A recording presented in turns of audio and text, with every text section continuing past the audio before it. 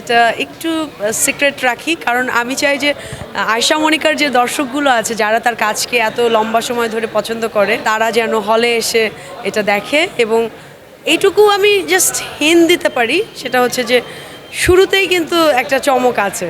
এখানে আমাদের মোশাররফ করিম আছেন, আমাদের তাসনিয়া ফারিন আছেন, আমাদের শরীফুল রাজ আছেন, আরও কিছু আছেন যেগুলো আমি আসলে আর বলবো না, কারণ আমি চাচ্ছি যে আমাদের যারা দর্শক শ্রোতা আছে তারা হলে এসে যে রোলগুলো আছে প্রত্যেককে আবিষ্কার করুক এবং তাদেরকে ভালোবাসুক। কথা কেমন ছিল?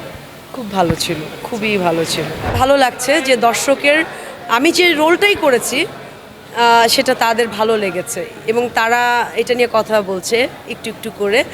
যেহেতু সময় এখনও পড়ে আছে, আশা করি এটা আরও বাড়বে। সিনেমা শেষ করে দর্শকের যে অভিব্যক্তি ছিল ওইটা দেখে শান্তি লেগেছে।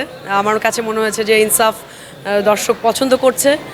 আর আজকে তো মাত্র দুদিন, মানে ঈদের আজকে আমাদের দুদিন, তো এটা লম্বা পথ যেতে হবে, লম্বা সময়। সো আশা করি এটা বাইরে কিছু পেয়েছেন কিনা এখানে?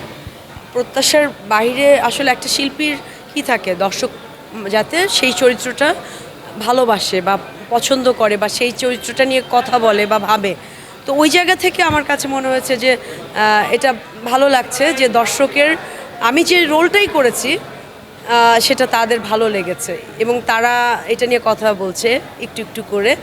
যেহেতু সময় এখনও পড়ে আছে, আশা করি এটা আরও বাড়বে। না, আমি জাস্ট বলবো যে দর্শকরা একটা ঈদের এখন একটা সুন্দর সময়, ফেস্টিভ মুডে আছি আমরা। ঈদের সময় আমরা নিশ্চয়ই মানে থাকে না যে কোরবানি দিয়েছি আমরা, কোরবানির মাংস খেয়ে একটু হাঁটাচলা তো করতে হবে এবং এন্টারটেইন হওয়ার জন্য তো সেটা হলমুখী একটু হতে হবে। সো আমি চাইবো যে দর্শকরা সবাই হলমুখী হোক এবং তারা ইনসাফ দেখুক এবং যে এখানে মানে থাকে না যে যে রোলগুলো আছে প্রত্যেককে আবিষ্কার করুক এবং তাদেরকে ভালোবাসুক। তাণ্ডবের কাছে ইনসাফ টিকতে পারবে কি না, এটা আসলে ওরকম না, কারণ আমরা তো চাই যে প্রত্যেকটা সিনেমা যাতে ভালো করে, তাই না? কারণ সিনেমা এখানে আমাদের ঈদে এবার প্রায় 6টা সিনেমা রিলিজ হয়েছে।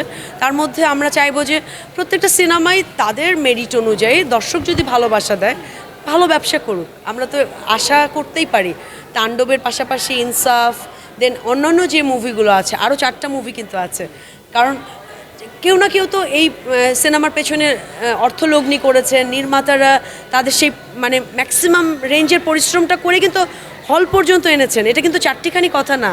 তো আমরা চাইবো যে প্রত্যেকটা সিনেমার প্রতি দর্শকের ভালোবাসা দেখাক এবং দর্শক মানে এটা দেখুক, অ্যাটলিস্ট হলে এসে মানে সিনেমাগুলো দেখুক।